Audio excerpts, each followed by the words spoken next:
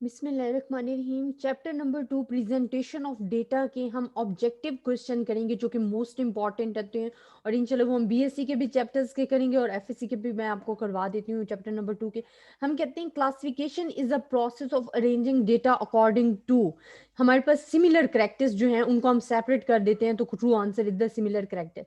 Important base of classification are four है, आपने पढ़ी थी, जियोग्राफिकल और टेम्पोरल और आपके पास डिफरेंट जो फोर आ रही थी, वो हमने इंपॉर्टेंट बेसिस ऑफ क्लासिफिकेशन पढ़ी थी। फिर हम कहते हैं डेटा क्लासिफाइड बाय एट्रीब्यूट्स या क्वालिटेटिव। क्वालिटेटिव या एट्रीब्यूट्स एक ही चीज है, is called the qualitative data है, जिसमें हम करेक्टरिस्टिक्स को उसके बयान करते हैं, कोई भी वैल्यूज है उनके करेक्टर को, मतलब बैड बॉय, आई कलर, ये तमाम चीजें हम डिस्कस कर रहे होते हैं। Data which have been arranged in ascending or descending in order is called a array data या arranged data. जब हम ascending and descending order में करते हैं तो that is called the array data. Then as a general rule, when arranging data, statistician tends to use between 6 and 15 classes. आपके पास 6 to 15 classes के दरमियान जो है वैल्यूज लाई करती हैं, ना इससे कम हो ना इससे ज्यादा हो, ताकि आपका डेटा ना तो ज्यादा स्प्रेड हो ना ही ज्यादा नैरो हो जाए कि आपको समझने में डिफिकल्टी हो। हम कहते हैं to two methods of data arranging are array and frequency distribution जो हैं हमारे पास के आ जाते हैं कि ये दोनों मेथड्स हैं अरेंज करने के। एक तो हम क्या करते हैं, अरेंज करते हैं, देन फ्रीक्वेंसी डिस्ट्रीब्यूशन कर देते हैं। तो हमारे पास अरे एंड फ्रीक्वेंसी डिस्ट्रीब्यूशन कि हम डेटा को अरेंज करते हैं, क्लासेस बनाते हैं, उनकी टैली लगा के फ्रीक्वेंसी बनाते हैं, फ्रीक्वेंसी डिस्ट्रीब्यूशन बनाते हैं। Classification of data according to location जो हमारे पास होती है वो जियोग्राफिकल क्लासिफिकेशन होती है। And ogive is the cumulative frequency polygon है। एंड उजीव आपने मैंने आपको ग्राफ में पढ़ाया है, तो ये हमारे पास कैम्युलेटिव फ्रीक्वेंसी पॉलीगन है। Title of the table should be capital letters, आपने कैपिटल लेटर्स में लिखना है टाइटल को। और if a curve can be divided into two parts, then a mirror images जो है वो is called the symmetrical curve. Symmetrical curve क्या था कि जब वो equal parts में divide कर देता है largest frequency में से। हम कहते हैं the process of arranging data in rows and column is called the tabulation. Tabulation आपके पास यही था, tables बनाते थे, rows and columns में data को divide करते थे, arrange करते थे। Which of the following in as example of compress data, तो वो हमारे पास होता है फ्रीक्वेंसी डिस्ट्रीब्यूशन, जिसमें हम डेटा को कंप्रेस कर देते हैं, क्लासेस बनाते हैं, फिर टैली लगाते हैं और उनको फ्रीक्वेंसी लगा के और कंप्रेस्ड हो जाता है हमारे पास डेटा, बहुत अच्छी तरीके से हम रिप्रेजेंट कर देते हैं। विच of the following statement should about histogram rectangle is correct, वो रेक्टेंगल जो हमारे पास स्टेटमेंट वो ये ट्रू है। फर्स्ट वाली, the rectangles are proportional in height to the number of item following in the classes, यही हम करते हैं फॉर द हिस्टोग्राम के लिए, तो ये हमारे पास फर्स्ट स्टेटमेंट जो है ट्रू है। हम कहते हैं कि when constructing a frequency distribution the first step हमारे पास क्या होता है, पहले decide the type and the number of classes for dividing the table, तो ये हमारे पास फर्स्ट ऑफ ऑल होता है कि हमने डिसाइड कैसे करनी है अपनी क्लासेस को। फिर हम कहते हैं as the number of observation and classes increase the shape of the frequency polygon tends to become increasingly smooth. अगर आपके पास नंबर ऑफ ऑब्जर्वेशन बढ़ रही हैं, क्लासेस बढ़ रही हैं, तो आपकी जो शेप आएगी वो क्या आएगी, tends to become increasingly smooth आएगी।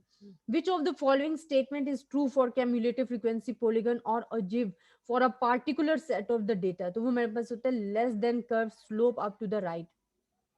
आपको मैंने ये ग्राफ पढ़ाई, आप इनमें जाके देखोगे तो आपकी जो स्लोप होती है वो ऐसे आएगी, less than curve slope up and to the right. In constructing a frequency distribution for a sample, the number of classes depends upon both A, B, C हमारे पास, but not C, both A and B। हमारे पास क्या है, the number of data points, the range of the data collected, जैसे हम sample इसी तरह करते हैं, but size of the population not include होती है। फिर हमारे पास क्या है, as a general rule, statistician tends to use which of the following number classes when arranging data, वो इनमें से कोई भी नहीं है, ना आपके पास फीवर देन 5 होती है, ना ओनली 1 एंड 5 होती है, ना बिटवीन 20 to 25 होती है, मोर देन 30 भी नहीं होती, बल्कि 6 to 15 होती है, तो इनमें नन ऑफ दीज है। A relative frequency distribution present frequencies in term both A, C but not B, whole numbers को represent नहीं करता। देन हमारे पास क्या होता है, हम कहते हैं graph of the frequency distribution are use because they are attract attention to the data pattern. हम ग्राफ क्यों यूज करते हैं कि वो बहुत ज्यादा अट्रैक्टिव होते हैं, हमें बहुत इजीली हम देख कर समझ जाते हैं, तो that is use for the graph. ये प्रेजेंटेशन ऑफ डेटा को प्रेजेंट करने का एक तरीका है, मेथड है। Continuous data are differentiated from discrete data is in that, कि कॉन्टिन्यूस डेटा क्लासेस में बी रिप्रेजेंटेड बाय फ्रैक्शन, जो आपके पास कॉन्टिन्यूस डेटा होता है, बी पार्ट है इसका ट्रू, कि वो प्रेजेंट किया जाता है इन द फ्रैक्शन में। Which of the following statement is true, हम कहते हैं as a rule statistician generally use between the 6 to 15 classes. आप जब भी फ्रीक्वेंसी डिस्ट्रीब्यूशन बनाते हो तो आप 6 to 15 क्लासेस बनाते हो। A graph of a cumulative frequency distribution जो हमारे पास होता है वो कहते हैं, उसको हम कहते हैं उजेव भी कहते हैं, ठीक है। कैम्युलेटिव फ्रीक्वेंसी डिस्ट्रीब्यूशन भी होता है या उजेव भी होता है। Then data arrange in order of the magnitude और कॉल द अरे डेटा। आपको पता है कि arrange data is called the array data. Classification of data by their time of occurrence is called the temporal and chronological classification. हमने पढ़ा था quantitative classification जिसमें हम न्यूमेरिकल डिस्कस करते थे, क्वालिटेटिव में करेक्टरिस्टिक को डिस्कस कर रहे होते थे, जियोग्राफिकल में आप लोकेशन को, एंड टेम्पोरल में आप टाइम को ले रहे होते हो। Classification of data bye attributes हमारे पास क्वालिटेटिव, अभी हमने पढ़ा कि हम जो क्वालिटी ले रहे होते हैं वो क्वालिटेटिव डेटा में। Classification of data quantitative characteristic, तो वो क्वांटिटेटिव डेटा है क्योंकि हम न्यूमेरिकल नंबर्स ले रहे हैं। Data describe by a quantitative variable is called quantitative data हमारे पास आ जाता है। If a curve has a longer tail to the right, it is called the positively skewed distribution जो हमारे पास आ जाता है। अगर नेगेटिव साइड पे हो तो उसे नेगेटिवली skewed कहते हैं। अब वो कहते हैं if a curve has a longer tail to the left, then it is called the negatively skewed curve. Then a chart in which total magnitude and its components are compared is called a percentage component bar chart। ये हमारे पास क्या आ जाता है, percentage component bar chart आ जाता है।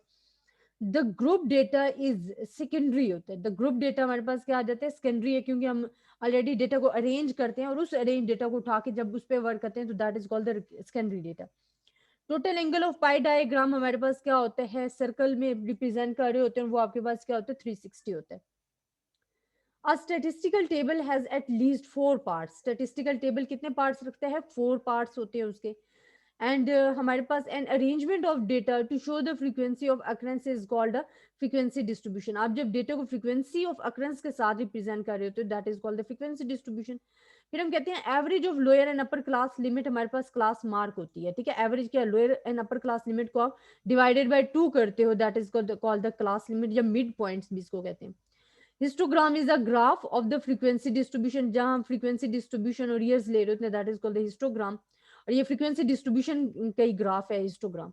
The number of classes in frequency distribution is obtained by dividing the range of the values of the class interval. जब हम क्या कहते हैं, number of classes in frequency distribution को डिवाइड करते हैं, रेंज ऑफ द वैल्यूज उनकी find करते हैं, तो हमारे पास range of the values H होता है, that is called the interval, class interval आ जाता है। How many method use at the collection of data, we have the 2 methods हैं, प्राइमरी एंड सेकेंडरी डेटा है, ठीक है। देन हमारे पास क्या है, the sum of rows and sum of the columns of the bivariate frequency distribution are summation of F आ जाता है, कि हमने समेशन ऑफ एफ करना होता है। देन हमारे पास क्या है, there is no gap between the consecutive classes, the limits are called class boundaries. देखिए हमने कहा था कि जो क्लास बाउंड्रीज होती है वो ट्रू क्लास लिमिट्स होती हैं, मतलब उसमें हम 0.5 को भी ले रहे होते हैं तो हमारे पास ट्रू क्लास लिमिट्स होती हैं, या उसे हम कहते हैं class boundaries, not class limits but true class limit भी आप कह सकते हो। A sector diagram is called a pie diagram है। A variable that assume any value within a range is called a continuous variable आ जाते हैं। पाई diagram is represented by the circle होता है। Total relative frequency is always 1 होती है। Total relative frequency का जो answer वो ऑलवेज इक्वल्स टू 1 आएगा। देन हम कहते हैं there is no difference between the frequency distribution for the group data. Group data में भी हम क्या करते हैं, फ्रीक्वेंसी इन्वॉल्व होते हैं, फ्रीक्वेंसी डिस्ट्रीब्यूशन में भी हम टैली लगा के फ्रीक्वेंसी फाइंड कर रहे होते हैं। अच्छा, for making a continuous frequency distribution, मैंने आपको पहले भी बताया जब हम लेक्चर ले रहे थे कि नंबर ऑफ क्लासेस जब आपने मालूम करनी होती है के, तो हमारे पास ये फार्मूला यूज होता है 1 + 3.3 log ऑफ n, ठीक है, कैपिटल एन। आप फिर ये आपको बता देते कि आपने कितनी नंबर ऑफ क्लासेस बनानी है। अच्छा, if the given classes are, हमें गिवन है ये, देन क्लास इंटरवल साइज हमारे पास क्या होगा, देखें आप यहां से नोट करो कि आपके पास 126 से 135 तक कितना क्लास इंटरवल है, 9। फिर 135 से 144, मतलब हम जो क्लास बाउंड्रीज बनाते हैं इनकी, आपने क्लास बाउंड्रीज बनानी है और फिर उन class boundaries, upper class boundaries के दरमियान डिफरेंस देखना, तो इस बिकम्स 9। तो ये हमारे पास 9 आंसर आ जाएगा। आई होप स्टूडेंट आपको एमसीक्यूज पसंद आए होंगे। अगर फिर भी इनमें किसी किस्म की कंफ्यूजन हुई तो आप मुझसे डिस्कस कर सकते हो। अल्लाह हाफिज।